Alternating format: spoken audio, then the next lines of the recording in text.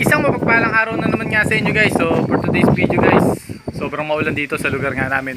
At nahinto yung mga club training nga natin. So maambon pa rito pero nagparonda na si Boss Tonying. So ayun si Boss Tonying. Boss Tonying, isang kaway nga dyan. Ayan, ayan yung tandem nga natin sa pag-iibon ngayon, ano, ngayon norte. So okay naman yung 6 na ibon nga natin at naparonda niya na. Hinihintay ko na lang bumaba para sa ganun, ma-stick natin, magamitan natin na stick. Kasi mahirap pagka hindi natin naabangan dito. So ayan, umaambon. Pwesto natin, ayan, oh, lakas ng ambon. Pinaronda natin. So uso 1-eye ngayon at talagang pinatitibay natin. Baka magka-1-eye nga isa na natin to, pero pinaronda pa rin natin. So ganun naman tayo, no, dire-diretso. So maubos or mawala yung mawawala. Dahil tuloy-tuloy naman tayo sa paggamot at tuloy-tuloy tayo sa pagbibigay ng vitamins. Ang mawawala, mahina yun, ano? So basta dire-diretso yung ginagawa natin routine sa kanila. Kahit na nakita natin may problema, diretso pa rin yung training na ginagawa natin. So ayan, pakita ko sa inyo yung panahon dito. So ito nga yung panahon dito. Ayan, napakalakas ng ambon. Ayan, umuulan na nga. At tinintay natin bumaba yung 6. At nagputol na rin tayo ng puno rito dahil nga sa, kung nakapansin nyo yung mga nakaraang video nga natin, mapuno dyan. So tinanggalan na natin para mas mabilis nating mapababa yung mga kalapate. So nawala yung 6 na pinaroronda natin. Nagpapagpag lang naman tayo. Kaya natin pinaronda yung mga kalapate nga nating 6 na panlaban ngayon natin ngayon norte. Iniiwasan natin na tumaba. So ganun lang naman yung ginagawa natin technique. Pagka nagte-training nga ng kalapate, halimbawa nyan, huminto or wala tayong training sa club, ang ginagawa ko para makaiwas tayo sa pagtaba ng kalapate, binabawasan ko yung pagkain. Imbis na kumakain sila ng isang takal at kalahati or isang takal, ginagawa ko kalahating takal lang, minsan lagpas kalahati lang.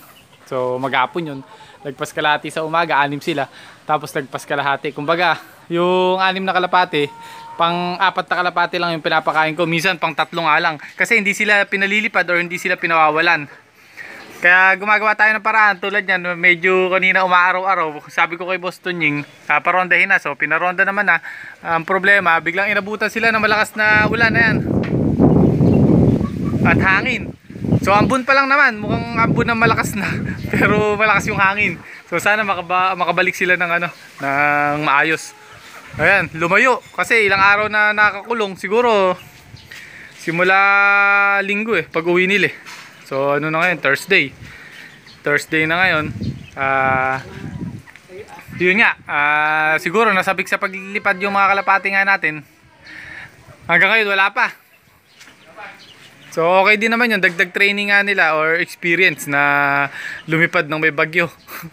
So ma-experience na nila dahil nga yung sigurado yung norte nating laban ngayon, puro bagyo talaga ang sasapitin ng kalapati natin. Kundi bagyo, puro smash race. Kaya mas pabor na rin sa kalapati natin kung lumilipad or sanay sila lumipad ng umuulan at malakas ang hangin. So alam nila kung paano sila makakauwi or paano discarding lipad ang gagawin nila pagka umuulan at malakas ang hangin. So hindi tulad ng iniiwasan natin yung ganyang panahon sa pagpaparonda or pagte-training.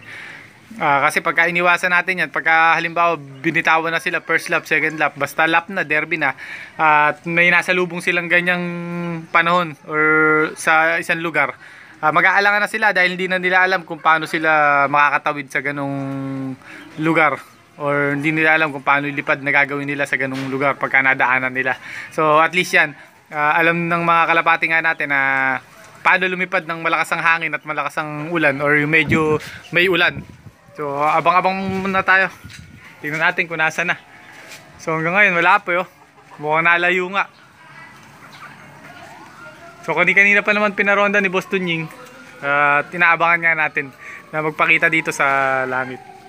So okay naman. Medyo luma na kasi loft natin. Ayan, ito yung kulungan nga nila. Okay naman yung kulungan nila, dry.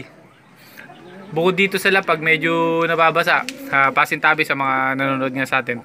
Dito lang kasi pagka malakas ang hangin, naanggihan tong gawing harapan. Pero yung mga tungtungan naman nila, tuyo. Yun naman ang mahalaga sa kulungan nga ng kalapati nga natin. Pagka ganyan na nagkakarera na tayo, pilitin nyo na tuyo yung mga tinutungtungan ng kalapate or yung inuuwian. Kasi once na mabasa-basa yan, puro sakit ang aabuti ng kalapati nyo. So puro stress ang mangyayari. So hindi tulad niyan pagka tuyo yung mga tinutungtungan nila sa kailapag. Talagang nakakapagpahinga kahit na malakas ang ulan, kahit na ilang araw umuulan, makakapagpahinga at makakapagpahinga yung kalapati nga natin. Hindi sila may stress. So yun lang naman yung mga tips ko, no, na kahit na small fancier ka, pilitin nyo na tuyo yung mga apakan nga ng kulungan ng kalapati nyo or yung inuuwian. Pilitin yung tuyo at komportable sila. Basta komportable kasi sila, lamang na kayo. Basta pag uwi ng kalapati, makaka-recover kagad. So itong natin, mga nilalamig. Ilang araw na umuulan, pero may silungan naman sila. Ayan. So abang-abang muna tayo. Tuloy ko na lang yung video pag nakita na namin dito sa taas na lumilipad yung mga kalapati. So andito na nga tayo sa taas ng bahay at inaabangan natin yung 6 na pinaronda nga natin. Ayan. So napakalakas ng ulan. Ayan. Tapos malakas din yung hangin. So hindi naman ganun kalakas yung hangin. Yung 6 nga natin, hindi pa natin natatanaw hanggang ngayon. Mukhang nalayo. Yan ang problema. Ayan, wala pang umuwi. So ganito itsura na ng loft nga natin pagka nasa taas tayo. Ayan. So dito kami nagbablog. Ayan. So yun yung mga stock bird namin. Tapos yun yung mga breeder namin. Nakahilera. Dito nakakulong yung 6 na nilalaban nga natin. Sa ganyan naman, madalas ako magpainom ng oregano juice. Hanggat maaari, basta umuulan na ganyan. Araw-araw tayo nagpapainom ng oregano juice. Ayun na, yung dalawa. Ito, ayun na. So sasara na doon natin bintana. Ay, 6. Ayun, ganda nung landing ng iso. Oh. Anthony, papasukin mo na! Ayan, nagbaba na. Ayan, sinarado ko kasi bintana at naiilang yung mga kalapati nga natin. So ayan, 2 na yung bumaba. Ito yung Choco. Ayan. Ayun pa yung 3. So dito naman tayo nag-aabang, pagka derby na, pwedeng dito kami mag-abang. Naglalagay lang kami ng silya para sa ganun makita kagad namin lahat ng dadating. Sinasarado ko lang yung bintana kasi naiilang yung mga ibon pagka So ganda talaga nung pag-training natin ngayon sa mga ibon dahil hindi sila naninibago kahit na malakas yung ulan. Ayun, 4. So 4 na lang yung kulang, papasukin na natin. Anthony, nasa bubong na. Basta pagbaba, istikin mo. Oh, sige.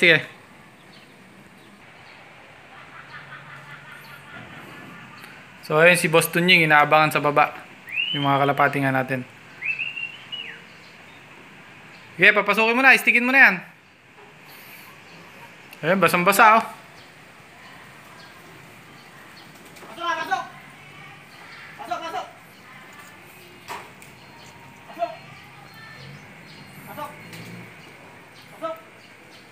So maganda talaga yung tandem namin ni Boss Tunying.